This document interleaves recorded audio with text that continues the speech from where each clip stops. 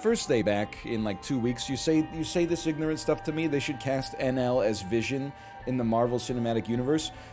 Vision's already been casted, Cobalt. He's played by the inimitable Paul Bettany, also known as one of the bad guys from the Da Vinci Code, and also a good guy from Wimbledon, the tennis romance movie starring Kirsten Dunst and, of course, Paul Bettany. He's been in some other stuff too. I don't remember what else. He's been in a lot of stuff, man. He's been in a lot of stuff. He's in Margin Call. He's in Margin Call. So true. Anyway, he is in a lot of Marvel movies apparently as well. Don't look at my streak. This is when I stopped playing Isaac Forever. He is in A Knight's Tale. That's right. He plays Geoffrey Chaucer of the famous Chaucer's Tales. You know, while I was gone, I had a great idea for a joke. It's like guy in classics course who doesn't listen, okay, so here's the joke. It's something like dude, why is Oedipus always talking about his mother? This is some real like Siegfried and Roy shit. So it's the joke is that Siegfried and Roy kind of sounds like Sigmund Freud. I don't know if it's got legs. I don't know if it can work. It's getting a lot of -2s. Okay, still got it.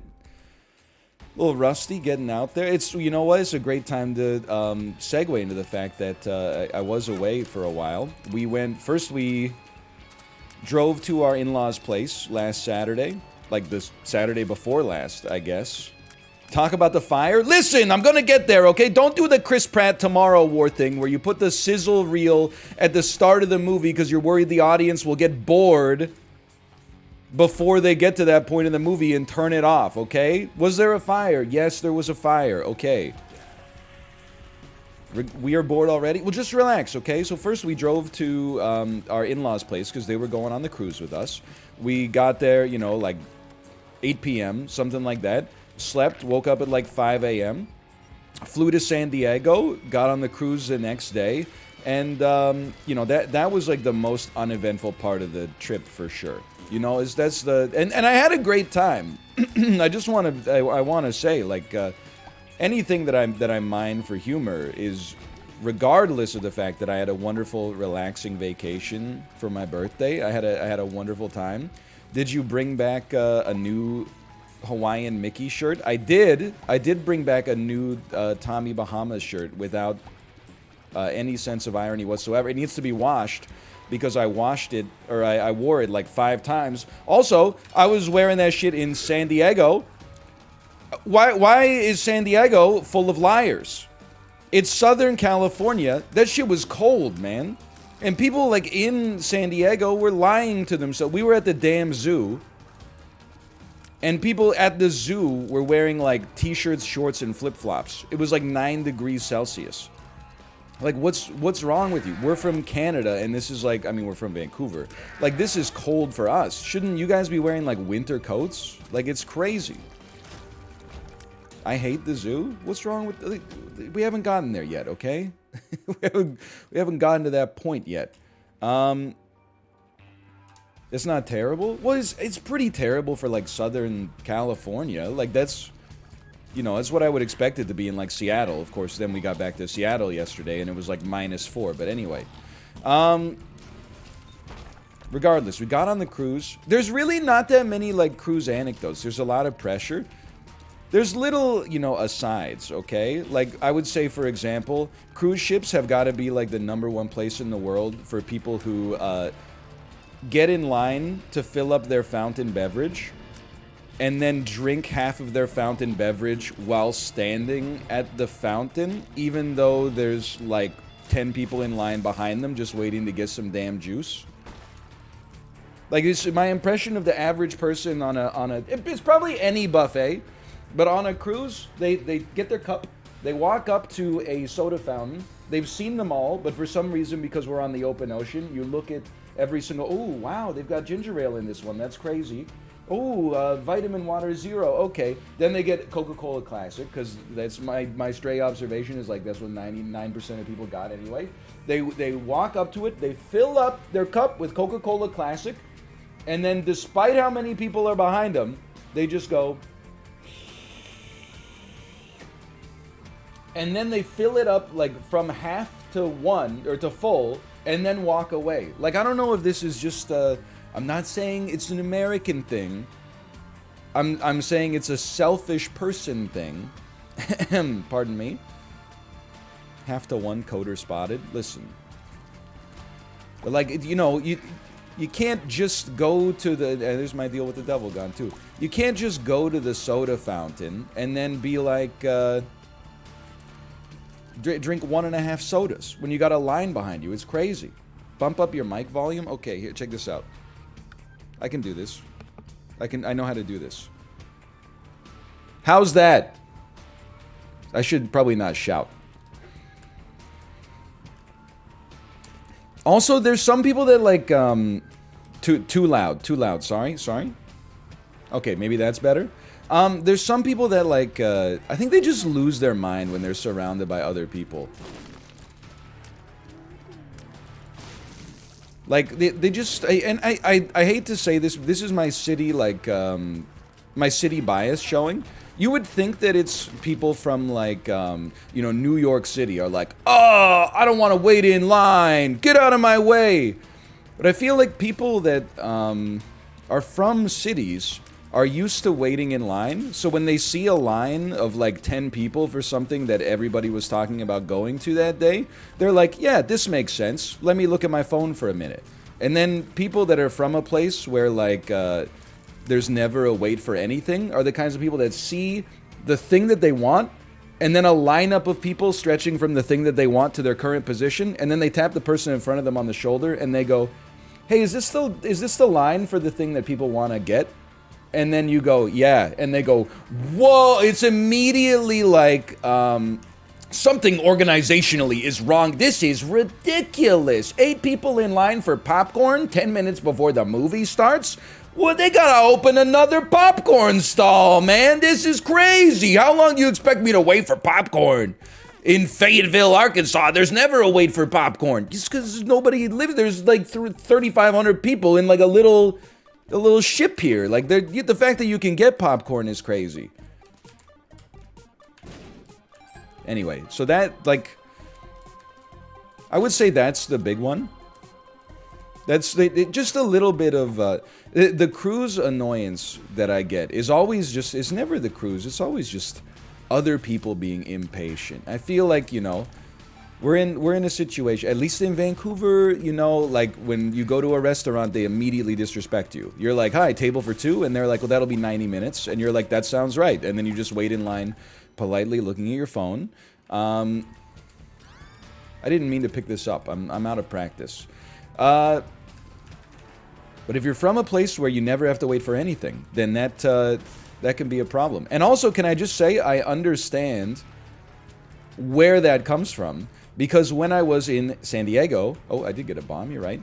When I was in San Diego, I foolishly thought that because it was a Southern Californian city, because it was the 8th biggest city in the United States of America, yes, of course I read the Wikipedia article, I thought perhaps you could at least, I'm not saying you could get from the western edge to the eastern edge to the northern edge to the southern edge without a car, but I thought maybe you could get from a hotel to a restaurant, not the restaurant you want to get to, but any restaurant at all without a car, and it turns out that that's not the case. When we landed in San Diego for like, for the 2 extra days that we were going to stick around, and we did stick around for that matter, we got to our hotel, and then I looked at, we had to go to a UPS store, okay? We went to the, we looked up the UPS store, it was 1.6 miles away or something like that. To drive it, 11 minutes, fairly reasonable. To walk it, 90 minutes. People are like, how slow do you walk? You don't understand. It's like in a car, it's like a straight line. As a pedestrian, you have to walk like on the only sidewalk that gets you like even moving in a similar direction.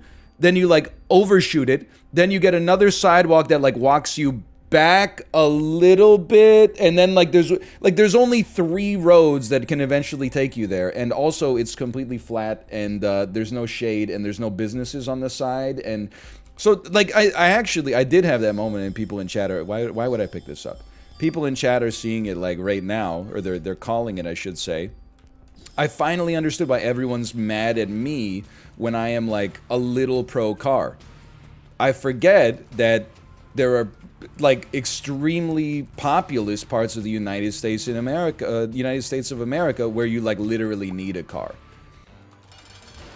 Like, it was not, we would be like, hey, we don't really want to leave the hotel tonight. Everybody's super tired, you know, like our baby's had a lot of, not a lot of stress, but like her routine's all messed up. And then we're like, okay, let's look at restaurants in our area. And it was like, well, there's a restaurant in the hotel. And if you don't want to eat there, well, you can rent a car. So that's what we did. We rented a car.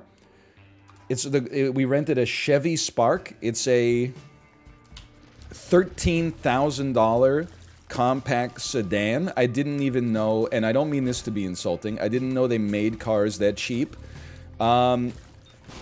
Despite the car being $13,000, renting it was $65 US a day, plus $15 a day for the car seat so that our baby didn't experience like a horrific injury in the event that we were plowed into by one of the myriad like Ford F450s on the road that were offended by my mere existence. So it ended up being like, I don't know, $250 to rent this Chevy Spark for 3 days. It has 98 horsepower. We were paying like $3 a horsepower. Uber? Well, here's the thing. Uber apparently, and I don't necessarily blame Uber for this, but if you need a car seat, you can't do Uber unless you're in like New York or something. Uber has like a car seat option. I don't expect the Uber drivers to like take on the risk of making sure that their car seats are installed properly and the babies are like adequately restrained. It just seems like too much.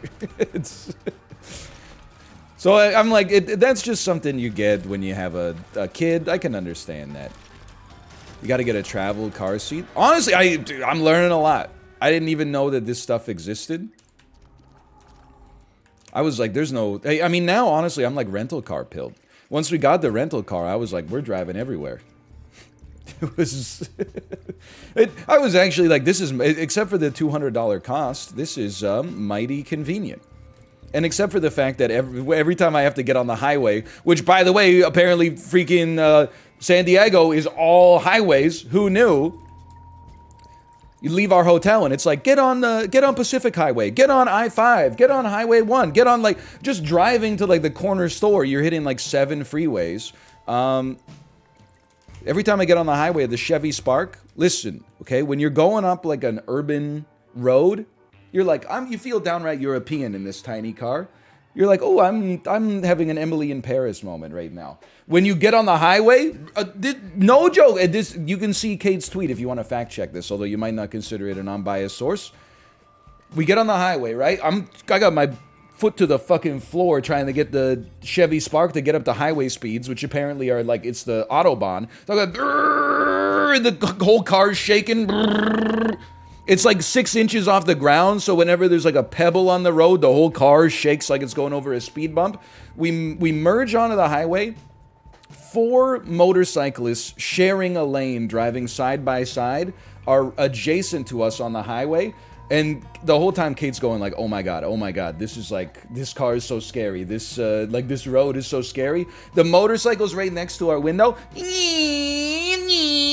And then the dude does like a 75-degree wheelie right next to our driver's side window. And he's like looking back at his friends, like, check out my sick wheelie. And we're like, this is, what the hell is going on in San Diego, man? Then he like sped ahead. And he took one hand off the handlebar and he was like hanging off the back of his motorcycle, holding his iPhone, like filming his friends riding the motorcycles. I was like, holy shit, dude, this is crazy. Anyway, yes, the cruise ship did light on fire. There was so it was, I'll set the stage for you. It was Pirate Night, okay? Pirate Night, this was not on the first cruise we went on, but it's a night where everybody dresses like a pirate, and then they have like a little show with a song and dance, and then at the end of it, Captain Jack Sparrow comes out on a zip line, and they play the dun dun da da dun dun da da dun dun da da da. I can do this. Anyway, say no more. Yeah, just a classic, you know, that old standard pirate night regalia. So we're dressed like pirates, you know. We're hanging out on the deck. I'm holding my baby on my shoulder. There's kids everywhere. Everyone's dressed like a pirate. They're doing dances on the stage. They're going like, hey, hoist the sails, ducka, ducka, ducka, ducka, swab the deck, ducka, ducka, ducka. And then they're like, wait, we have a special guest. I'm not gonna do what they did, which was bury the lead. I'm just gonna tell you, as always, the special guest is Mickey Mouse. Mickey Mouse comes out in pirate regalia. He has several friends with him, including Chip and Dale, Goofy, etc., etc. And they go out on the stage, and they're starting to... Can you just give me something reasonable? Why not? They go out on the stage, and they're doing their dance, and they're playing the little, you know, the stuff they gotta play to get people excited, and so on and so forth. And then everybody starts to, like, sniff. We're going...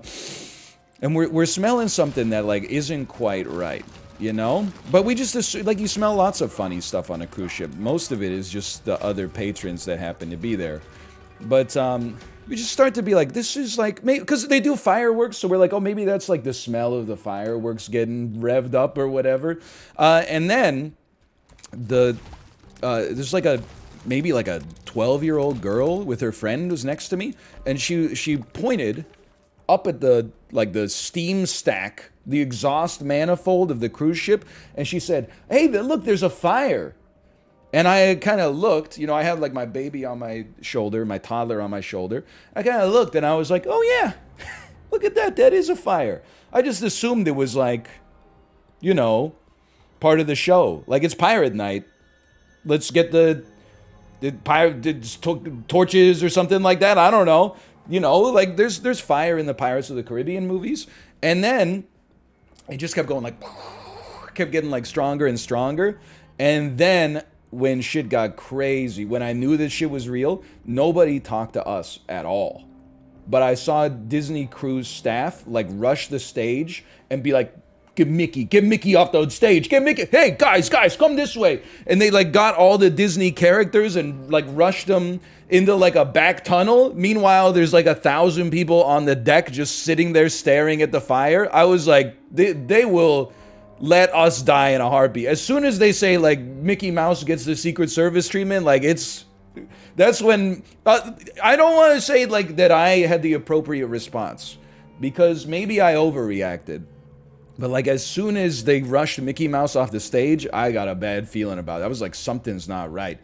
So you know, I don't want to say that it was like a force majeure situation, but I had my baby on my shoulder and I was like, I don't want to be close to the fire. So we like moved away from the fire.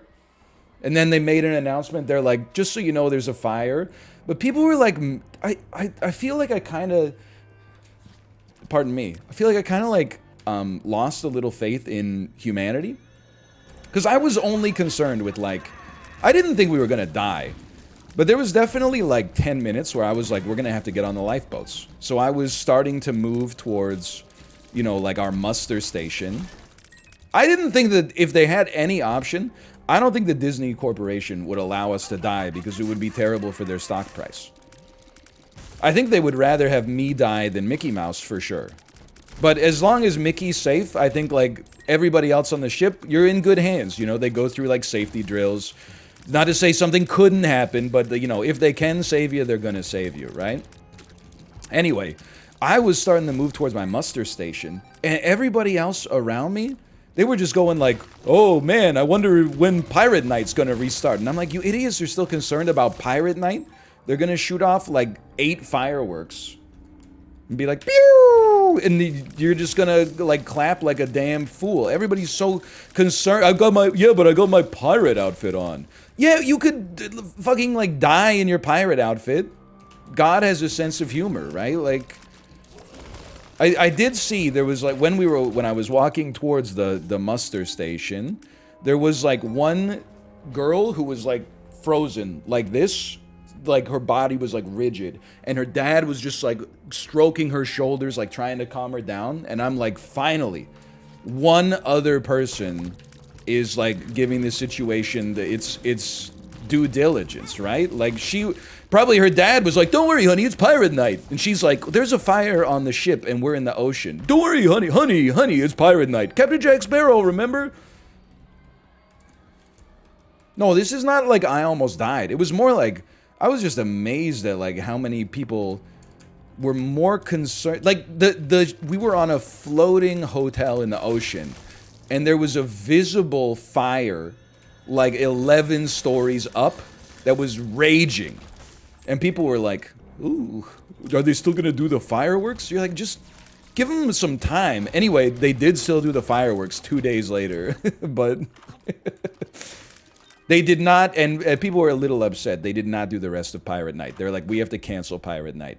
People were like, aww. But I put on this pirate costume and took pictures with my whole family. What a waste. I didn't even get to see someone dressed up as Captain Jack Sparrow.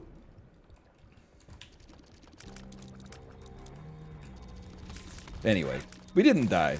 But there was a fire. There was like a news story about it too. But it wasn't on like normal news websites. It was because I searched it when I came back. It was on like Cruise News Weekly. It wasn't on like, you know, CNN.com.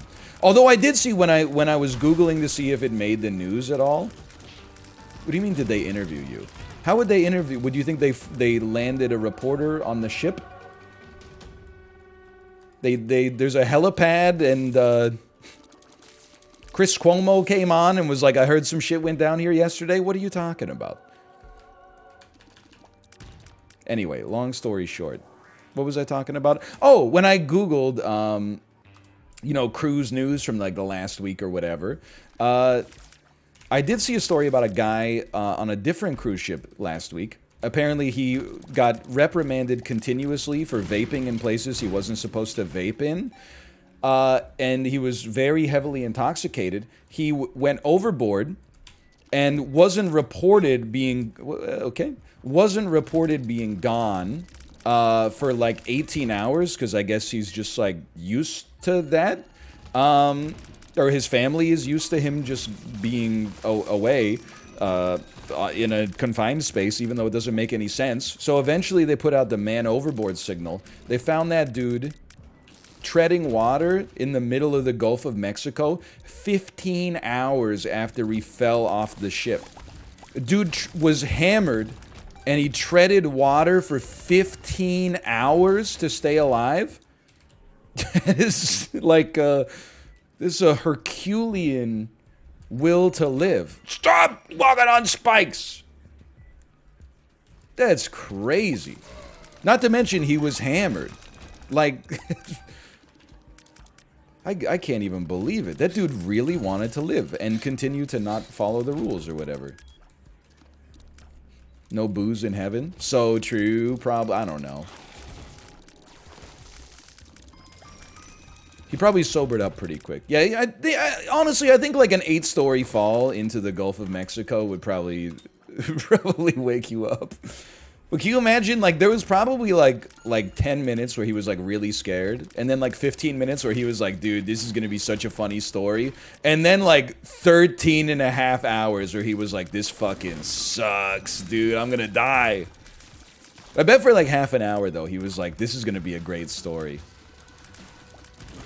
And it is. I don't know about for him though. So anyway, that was mostly, like, I just had a relaxing time, honestly. On the cruise. It wasn't anything, like, too crazy. Just, like, had a good time. Relaxed.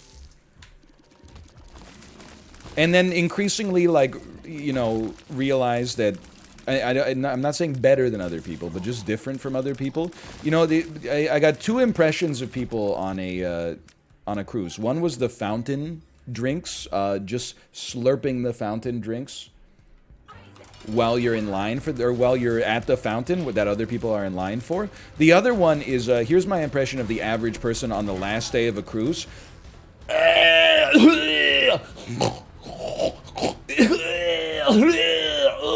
Oh man, there's so many sick people around. Why do I always get sick on cruises? Where's all the... Why, dude, what is going on? These things are like infectious disease trap. Yeah, sure, let's go to the buffet. Kids going... hey, kid, go cough in that kid's face. I'm on the bus like 2 days ago, coming back from the ship to the airport. There's like a 50-year-old man behind me just going... and talking about, he's like, man, I'm so sick. Oh, I don't think I'm gonna be able to go to work tomorrow. Hey, shithead, maybe like when you're... I'm not asking you to wear it 100% of the time. Maybe you could like wear a mask. I know you got one. When you're openly talking about being sick in a confined space with people like all over the world. That are then gonna get on an airplane and go back to like their own countries and states and stuff like that. Whole flight yesterday too, like, you know, 3 60-year-olds in the row behind me. No masks. And then a bunch of healthy people all masked up. We gotta figure out how to get a little of Group B into Group A. A bunch of people with masks on just going, you know, like breathing easy, and sick people who are like, well, why would I wear a mask? I'm already sick. Idiot. Anyway. That's about it. And don't even get me started. I don't know how many times I've made the same tweet. Waiting in line. This is the first time we'd flown since COVID. So since May 2019, which is like not that long, but is long enough to like forget about some of the things about flying. They make announcements so clearly. I mean, like the speakers are not always great, but they're always insanely loud. Everybody's like right at the gate anyway, like watching the person making the announcement. Hey, we now invite people with mobility issues or people with young children under the age of 2 who need extra time to board. Hey, here's my boarding pass. I'm sitting in seat 45C. I'm just wondering, I know this is the first announcement you've made and I heard every word of it. I was just wondering if I could get on the airplane. You can't. You just gotta wait your turn. I know this is a foreign concept for a lot of people. You know why it takes so long is because there's a lot of people that, firstly, again, I know it's unusual, but when a lot of people are trying to do the same thing, it takes longer for you to do it. But then on top of that, the gate agents are constantly reckoning with people who are like, hey, can I get on the plane? And you're like, no, if you listen to the announcement, we specifically said, like, this is Group 1, and you're Group Z. Like, come on, man. Come on. Hey, sir, could you please go sit down in your seat until we call Group 5? Okay, I know that you said sit down in your seats. What I'm going to do is I'm going to stand beside the line of people that are supposed to be on the airplane. I'm just going to stand beside that line in another informal line, clogging up the whole airport for no reason when I could just be sitting in a chair, leaving ample space for people to, like, drag their suitcases through and stuff like that. Like, it's crazy, man. It's insane.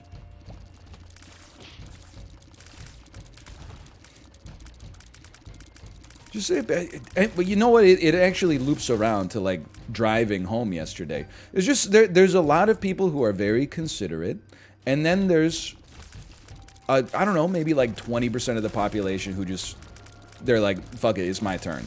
It's my turn because I want it to be my turn. Because we were driving home last night, there was like, you know, 5 centimeters of snow on the road, just not that bad, but the roads were like a little like fucked up in Vancouver yesterday. Like I'm someone in chat, I saw you say that you were stuck on the Alex Fraser Bridge for 5 hours yesterday. That doesn't just mean that, like, you might be like, oh, it took him 5 hours to get home. No, it took him 5 hours to get over, like, a bridge that's probably, like, 300 meters long, right? Like, it was messed up yesterday. Anyway, so I'm like, I'm driving. The speed limit is 90 to 110 kilometers an hour. I'm going 40 kilometers an hour. I grew up driving in the snow. I'm not saying I'm the greatest driver of all time, but I understand the physics of it.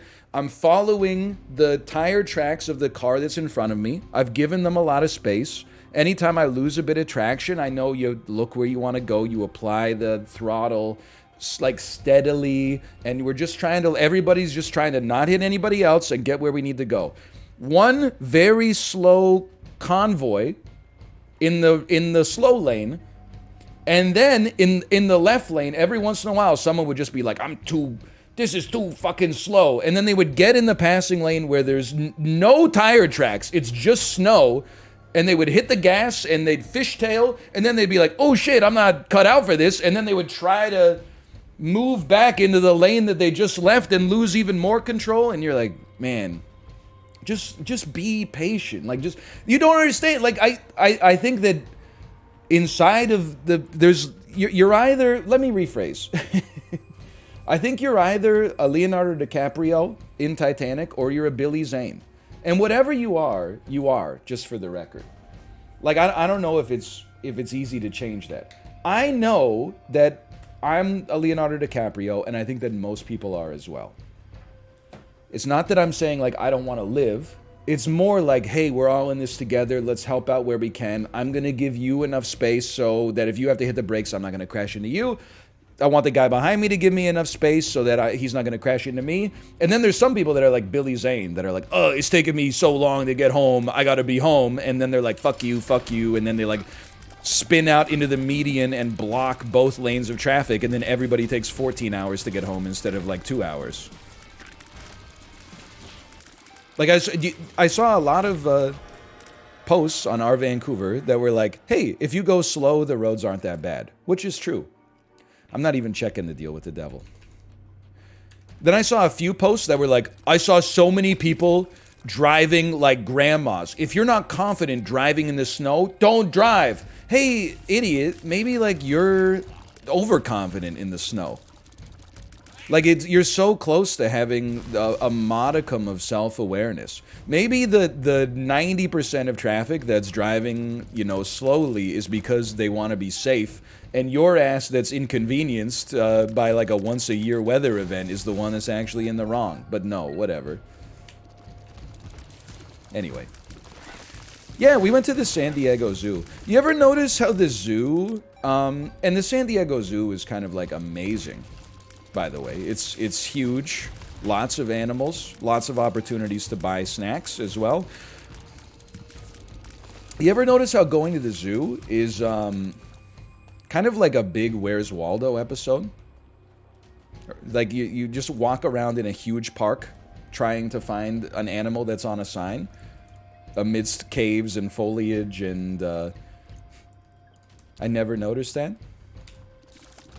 I don't know if it was just because we went on like a cold day, but like, don't get me wrong, I saw some amazing things. I saw the gorillas. I love seeing the gorillas.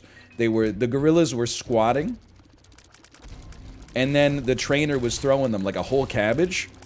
They were like free-handing it and then just eating a whole cabbage in like 2 bites. And then sometimes they'd throw them some shit they weren't that interested in. They'd be like, here's a carrot. And they would just let that shit like hit the floor. And they probably picked it up later, but like, they were like, the cabbage, all like, snatch that. We'll go Daryl Strawberry on that. Everything else, just let it hit the damn grass. Saw a red panda, it was very cute. Saw some giraffes, majestic. Saw some elephants, very cool.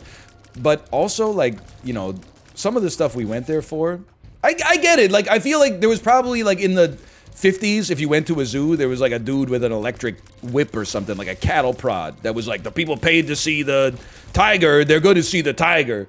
And then we've entered a much more, like, empathetic age, where they're like, the tiger is sleeping right now, even though it's rush hour. So you might not get a chance to see him, even though you paid the entry fee. But we had, like, a lot of that. It was like, this is where the tiger lives. Is the tiger here? Oh, no. He sleeps 17 hours a day. He comes out at 1 a.m. after the zoo's closed. We're like, oh, wow. I could just imagine what a tiger would look like in this area right here.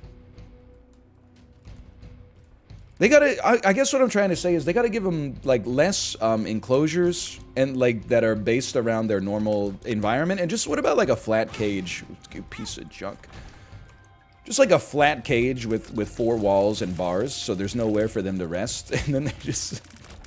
So I'm joking! I'm joking! All I'm trying to say is that Joe Exotic, while not a good guy, might have had some good...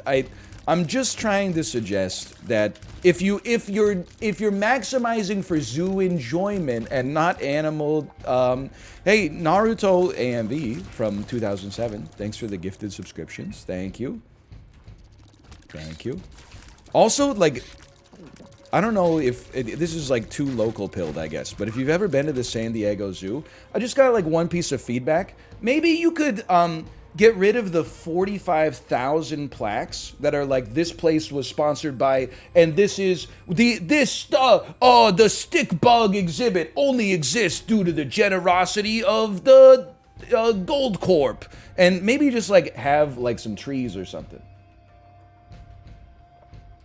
Like, it's not... I get the idea that you need to thank the sponsors, but, like, at the same time, I was getting a little crazy. It's like every 2 steps, there's, like, 100 stones that are like, this was provided by, you know, Rio Tinto. Vanna White, by the way, thanks for the gifted subscriptions as well. Thank you. Also, I don't want to put this lady on blast, okay? But... it's my birthday. I'm at the zoo. I wanted some popcorn, okay? I go up to the popcorn stand. I say, hey, can I get some popcorn? Lady says, sure, that'll be $10.34. I said, really? And she said, yeah, it comes in a souvenir bucket, and there's free refills. And I said, okay, listen, I'm not really a free refill sort of guy, but it is my birthday.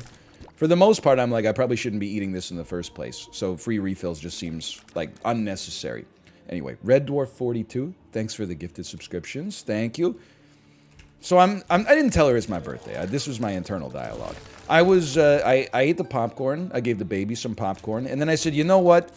Might as well. We're at the zoo for a long time. This thing is huge. I'm gonna get some more popcorn, and then we'll have lunch later, right? So I go up, and Ninja Zombie, thanks for the gifted subscriptions as well. Thank you. I go up to another snack stall with my souvenir bucket, and I said, hey, I'll take some more popcorn, please. She punches some stuff in on the cash register that I thought was like, you know, inventory or something, and then she says, that'll be $2.34. I guess we have different definitions of free. I'm not saying I'm going to sue the San Diego Zoo for false advertising or something, but it is not free refills. It is heavily discounted refills, but it is not free. Did you push back on that? No, she was like 14 years old. I'm not gonna, I mean, it's still a pretty good deal, honestly. I mean, they got you on like it's like a sales technique, right? You just paid $10.34 for some popcorn. Are you really not gonna re-up at an 80% discount? Like, that's, of course, they have me by the balls, man. Plus your toddler's going, Daddy, I want more popcorn. Like, what are you gonna do? It's $2.34. Anyway. Yeah, I folded. I tipped 50% after. I didn't tip. I didn't. I thought about it.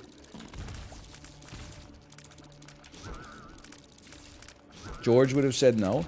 Yeah, you're aware, I'm sure, that George he's like the neurotic id of Seinfeld. He's not like the hero necessarily. The hero is obviously Jerome Seinfeld.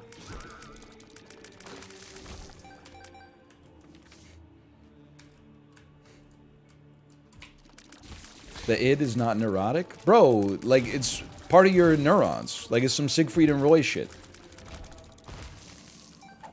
I'll take this. I don't care. Verp me? Yeah, you gonna verp a verp? You can't triple stamp a double stamp. We brought it back. I knew it. Anyway, also, for all the negativity, I had an amazing time. The only thing that, everywhere we went was pretty great. It's just the people that were there. Sometimes I was like 95% of people. I was like, you seem like normal people. And then like 5% of people, I was like, you know, grow up. San Diego seems okay. I don't mean to insult San Diego. I know it's a beloved city. But like my brother-in-law was like, "Oh, you guys are gonna love it so much in San Diego, like you're gonna like want to move there." And then when I went there, I was like, "You don't know me at all. This place is you gotta have a car to get around anywhere." I had some amazing Mexican food, but like, and this is not me trying to reform San Diego, but I ordered carne asada. It came with a decent-sized piece of beef. The carne asada itself came with 4 fresh flour tortillas that were delicious. It came with Mexican rice. It came with beans. It came with some grilled chiles. It came with pico de gallo, salsa, and guacamole. For some reason, it had a whole enchilada under the carne asada. I don't know what that was doing there. Not to mention the complimentary tortilla chips and salsa. And I was like, this is incredible. But then after I ate till I was full, and then I ate like another 50%, and I was like, this shit is like criminal. It is too much. I am a big eater when I get the chance, and even this, I was like, and then they like guilt trip you a little bit, right? Like, hey, do you want a box for that? No, like we're staying in a hotel. We don't have like a microwave. I don't want to eat like a cold enchilada out of my Sheraton mini fridge. They're like, are you sure? There's a lot of food. I don't mind. Are you sure? Are you sure you don't want to eat cold rice out of a styrofoam container? We got our baby the kids cheese quesadilla. It was, I would say, approximately like this big. I know it's hard for scale. I'm trying to figure out what would help you out. This is a standard Coca-Cola bottle cap.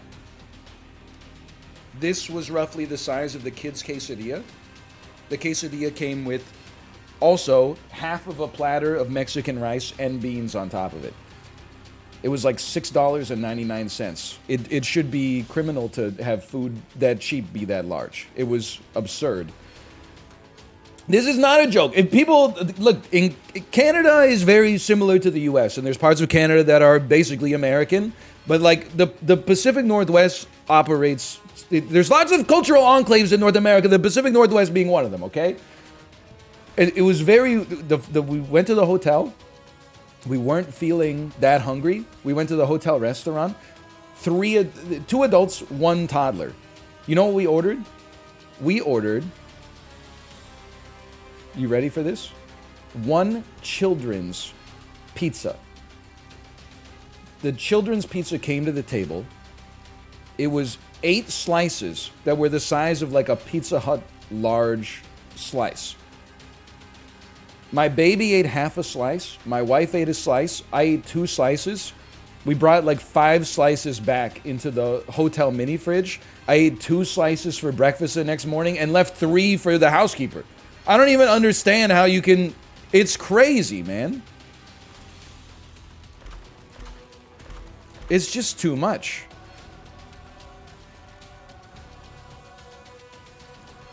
What the hell is the adult pizza? I don't know, man. I'm scared. I don't want to order adult food. I'm a 185-pound adult man who likes to eat. And even I was like, dude, I got to order some shit like off the kids menu. It's too much.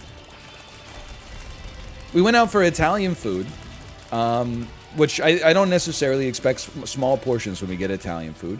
But again, it was like the same situation. Like we ordered a charcuterie plate. I'm used to, okay, so it was like an antipasto, okay? I'm used to that being like 3 slices of 3 different kinds of meat, and then like a couple samples of like different cheeses and some olives and maybe, I don't know, like some nuts or something.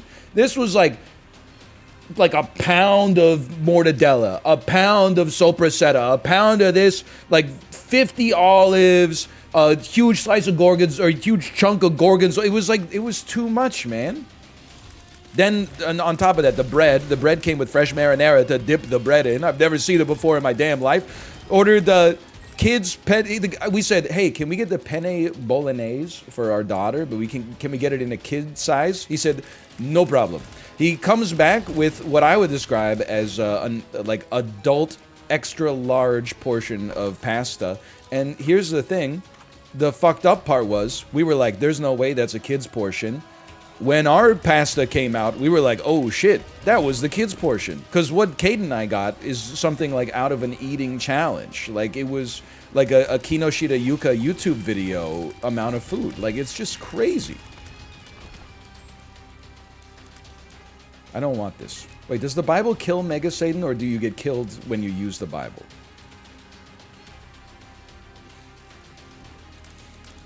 It's just too much, man. And I don't mean like, listen, I get that people like eat it and then take half home and then eat it again. I'm just, I know we've been down this road many times before.